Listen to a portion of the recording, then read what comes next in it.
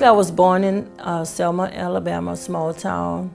I had a pretty good childhood, I would say, until some things started happening. Maybe around 5 or 6 years old. I guess my world just got shattered in a sense.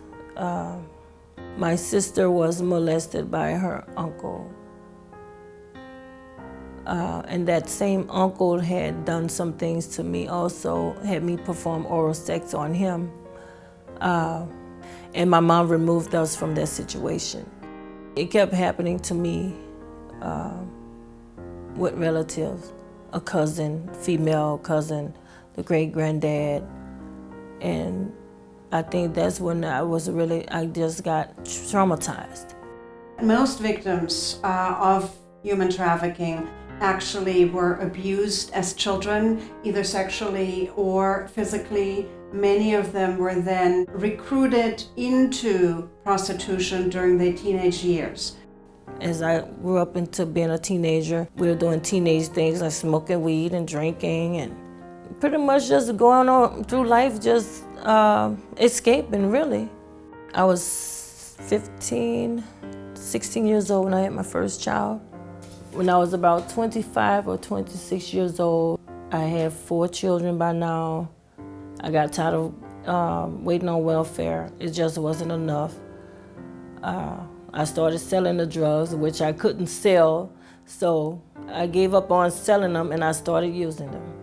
I would use crack once a month, and it just progressed to using every day, for days at a time. And that's all I wanted to do. And I told my children's mom to come get my children because I wasn't coming back home. And I just gave up. It's a gutter, trashy life to live. There's nothing good and fun about it. It's degrading. The first trick I turned for crack is like, it blew my mind. After the guy asked me to perform oral sex on him, I could not believe it. That I had done something that I was totally against from childhood, because that's what my sister's uncle did to me. I felt more degraded, and I just kept degrading myself.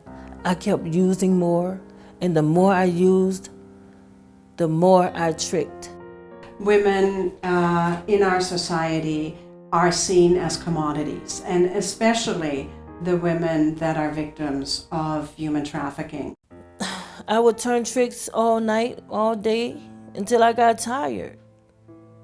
Other people started tricking me off to other people. I stayed up for days at a time, wouldn't take a bath, wouldn't eat. I tried to hit the pipe, and as I was hitting it, I was wishing that my heart would just pop. I wanted to die. And I got more angry and resentful when it didn't work. I didn't like what I was doing. I didn't like what I was doing to myself. My life was in a mess, and I needed someone to help me fix it. I started hearing about Eden House, and I met some ladies. Started talking, and I got in.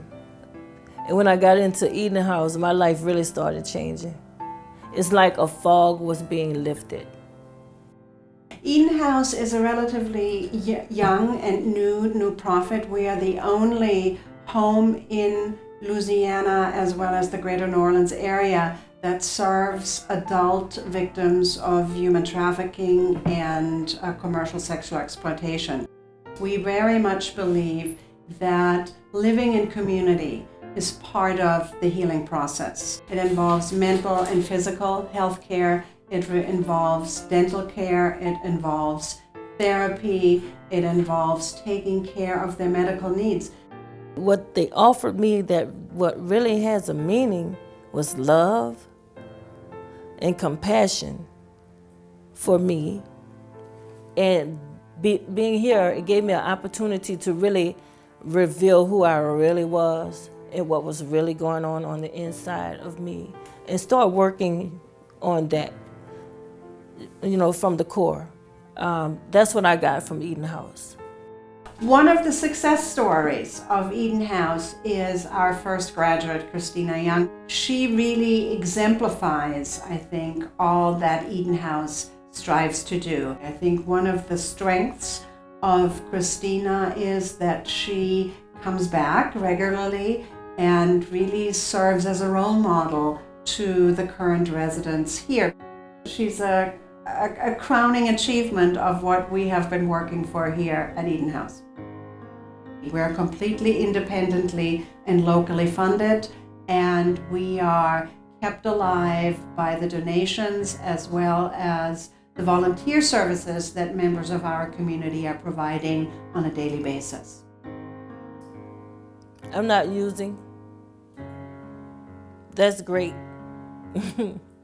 I'm enjoying my grandchildren.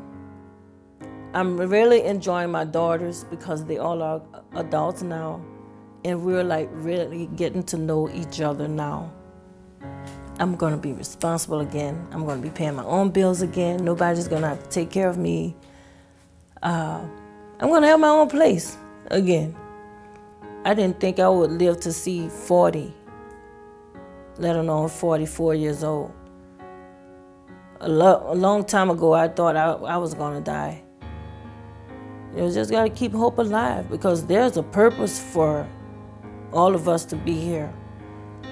I've been suicidal, I've been homicidal, I've been all that. But it's just that little sparkle of hope that I think kept me alive, that kept things going. That little bit of hope goes a long way.